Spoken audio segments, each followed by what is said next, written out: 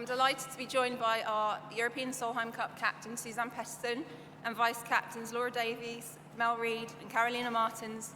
Anna August, who's also a vice-captain, will be in the player interviews tomorrow.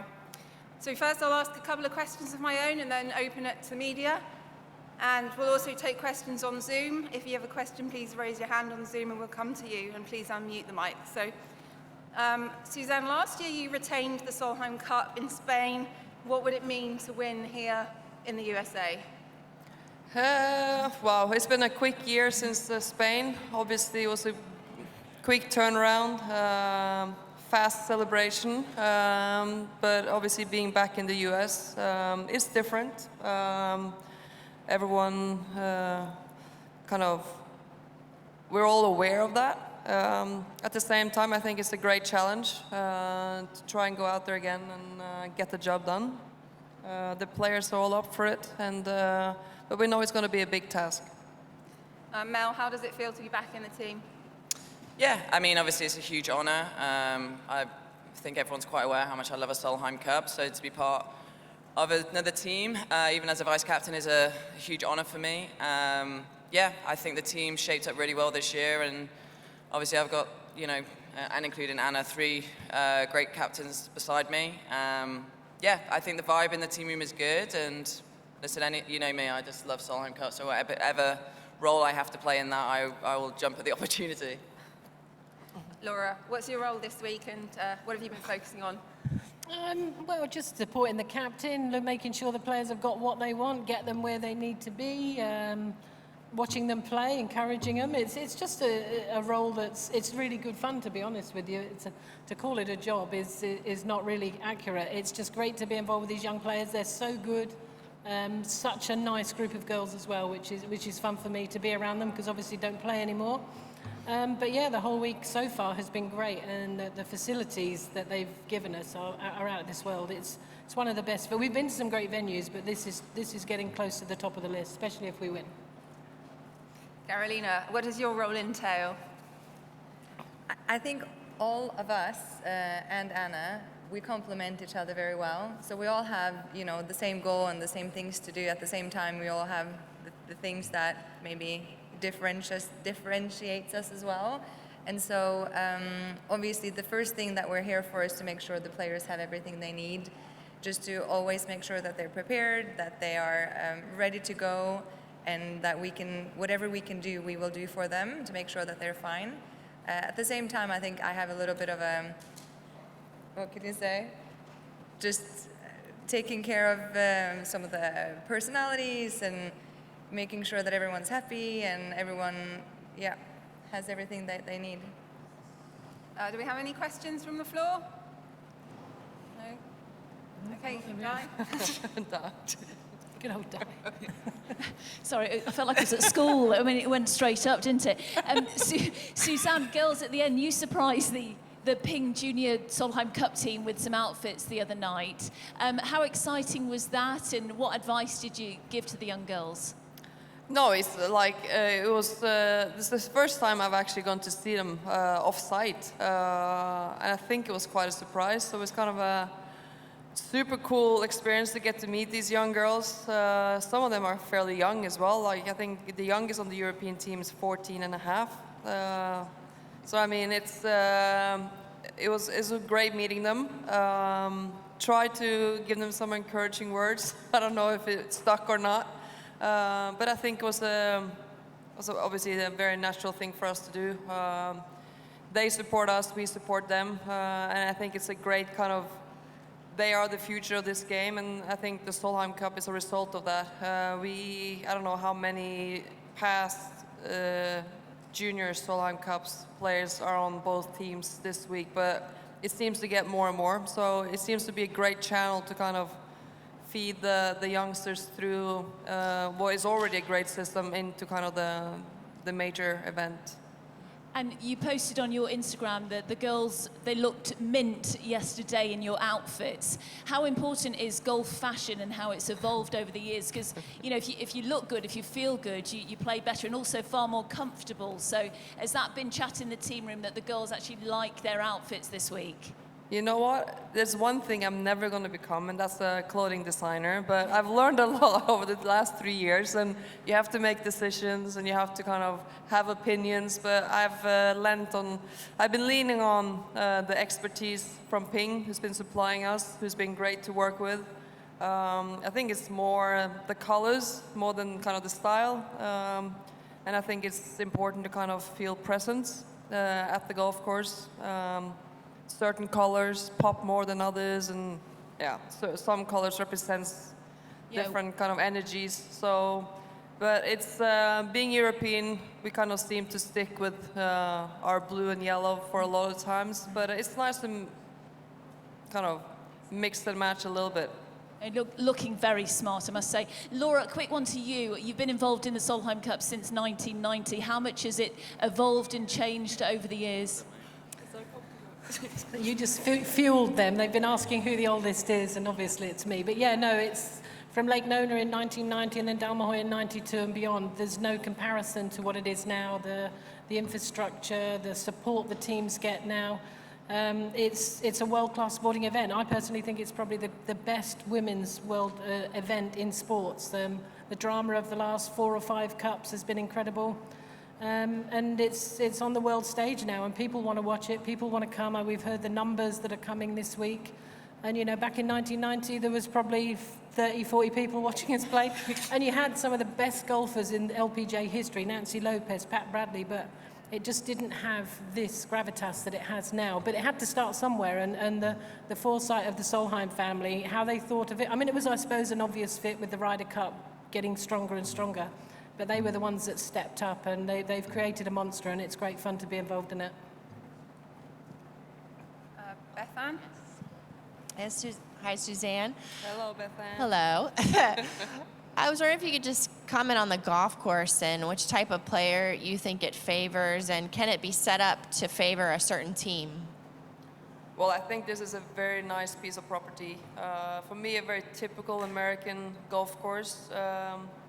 LPGA has obviously played a lot of events in Virginia over the past, in the history. So for me, this reminds me of a lot of the courses we've been at previously. But I think it's in spectacular shape. It's the course that would definitely suit my eye if I were to play. And I think it's the same kind of opinion from a lot of the players on our team. I think the setup has been like as expected.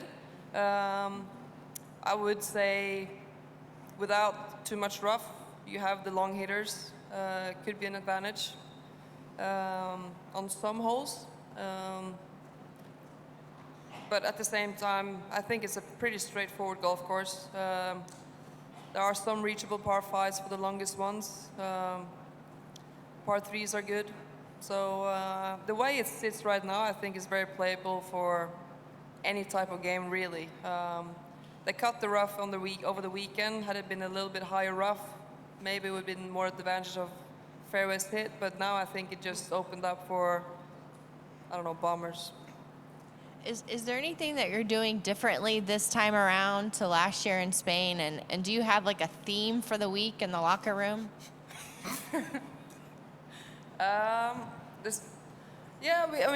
We drew a lot of great experiences from last year. I think what we learned the most is being quite precise, giving quite clear messages goes a long way. Being transparent is great, but at the same time, they also look for somebody who can kind of make decisions, the players. So there's a combination, and I think it's nice this year to have 2 new faces on our team. We have both Esther and Alban. Great to have some new blood coming in. We can easily stir the pot quite nicely from the past with some of the players. We have a lot of players who have already played a lot of Solheims. So we have a lot of experience. That being said, with the new players coming in, it kind of creates a new energy and kind of atmosphere. Suzann, given a recent history, do you feel like your team's the favorite, or because you're on the road, do you have more of an underdog mentality? I think playing away, you're always the underdog. I think that's how we've always looked at it.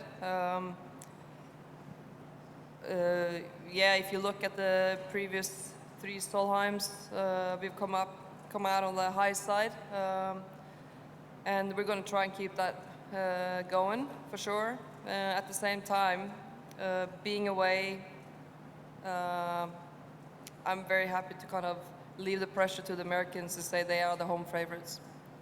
And this being your second time around, do you take a similar approach that you did last time, or is there things you learned and you have a different approach this time as a captain?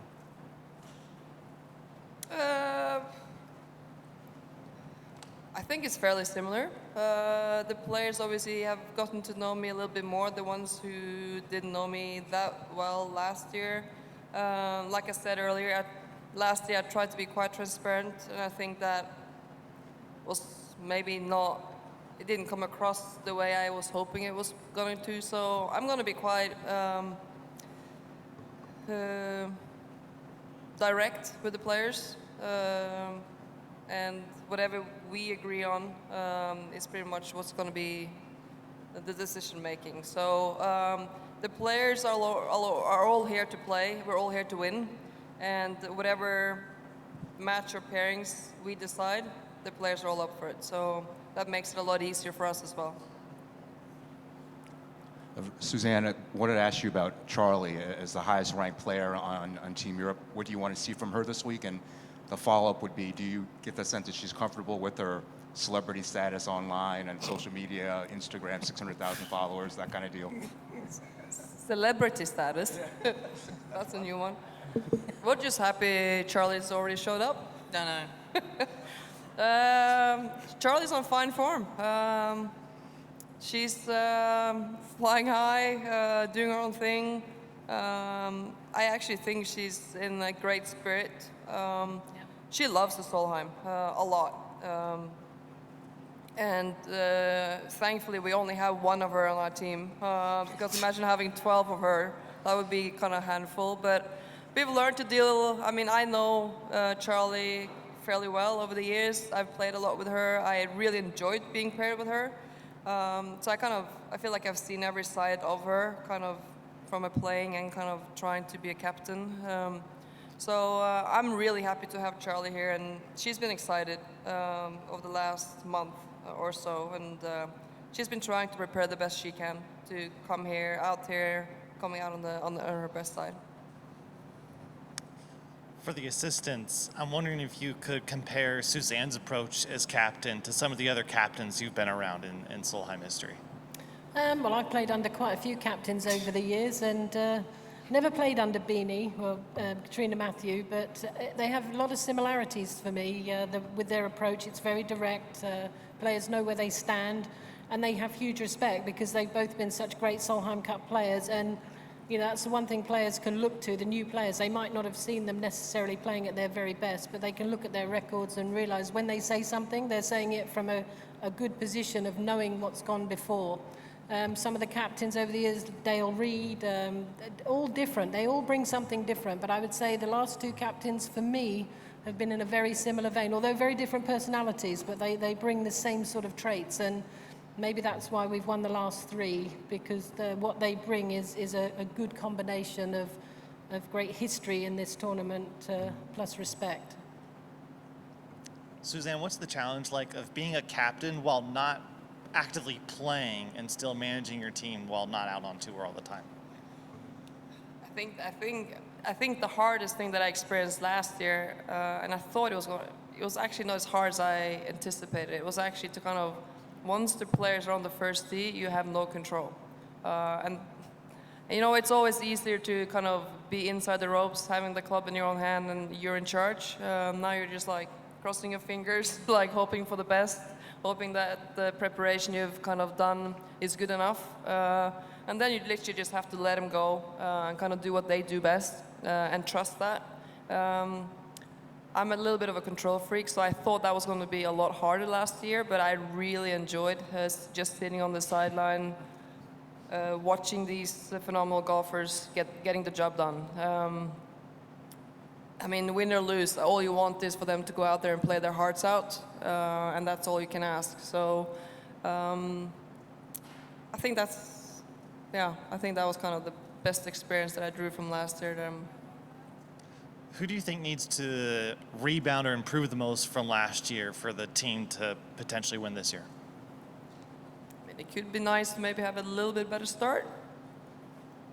But that being said, I think last year's Friday morning was a good wake-up call as well for, I think, all of us. Don't necessarily think that everything's just going to roll our way just because we've been successful over the last previous ones.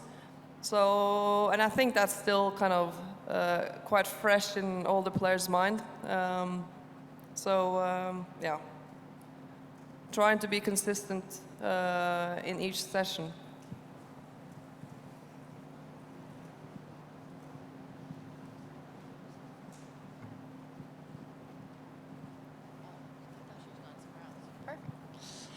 I was hoping any of you could speak to Leona Maguire and what are the intangibles that she brings that you think makes her excel so much on this stage, and what's she like in the team room? Because we see her on the golf course, but what's she like behind closed doors in this environment? Well, she's my best friend, as everyone knows. She actually sits next to me at dinner now, just without me pushing her, so it's actually quite nice. She's fiery. She's on the golf course. I think you see that. She's very passionate. She loves match play. She loves Solheim Cup. She loves looking at her competitor in the face saying, I'm going to beat you. And she wears that extremely well in the team. You know, and she never gives up. She has so much grit and determination. It's exactly the kind of player you want on your team. And she's not a long player, and I think that's what frustrates the competitors as well, is that she just gets it done, not hitting it very far. As far as the team, like obviously she's one of the quieter players, but at the same time she's really come out of her shell in the last few years. And I've spoke about this at the previous Solheim Cup, I think, that I was part of, and even in Inverness, from the start of the week to the end of the week, she was a completely different person. And I'm just really proud of how she's really kind of grown and is very comfortable in her own skin now. But yeah, I mean, she's, we still call her the MVP. Like, she really is. She really has excelled at the last, 2 Solheim Cups, and she's really becoming quite a fierce player, someone that you don't want to be drawn against. And so we're just really proud that she's on our team, and she's a great teammate and just an all-round top-class girl. Thank you. God, that almost made me sick saying nice things about her. Do we have any more questions from the floor? No? Okay, we have one on Zoom from Bob Flynn, if you'd like to unmute and ask your question, Bob. This is for Suzann. Are there any challenges in having this event held in consecutive years? Any things that, that go on behind the scenes that we wouldn't see that present challenges for you? I wouldn't say it's a lot of challenges, it's just a lot of work. I mean, even before we had hit a t-shirt last year, we had already kind of done the outfits for this year. So I mean, there's a lot of crisscross and kind of admin stuff, I would say, logistics. From the players' perspective, the rankings also overlap quite a bit. But I think it's going to be nice once we kind of get this one out of the way, and then we're back on like a regular every other year. I think that's good for the game. I think it's respectful for the guys as well as us. So this is just what we're just dealing with what we needed to do to kind of get opposite the guys again. And with little turnover on both sides, does that give an advantage to either team? I don't really think it matters, to be honest. I think the nice thing, it literally feels like the 23 Solheim was just yesterday. It's so fresh in mind, it literally feels like it. So it's kind of nice to kind of get that feel and kind of energy going again. But other than that, I think it hasn't been that hard. And I think it was the only right thing to do for both Stacey and myself to kind of do this, because I think it would have been an awful hard job for someone new to come in and do everything in 11 months' time. Okay, any more questions? In that case, thank you very much for joining us, and best of luck this week. Thank you.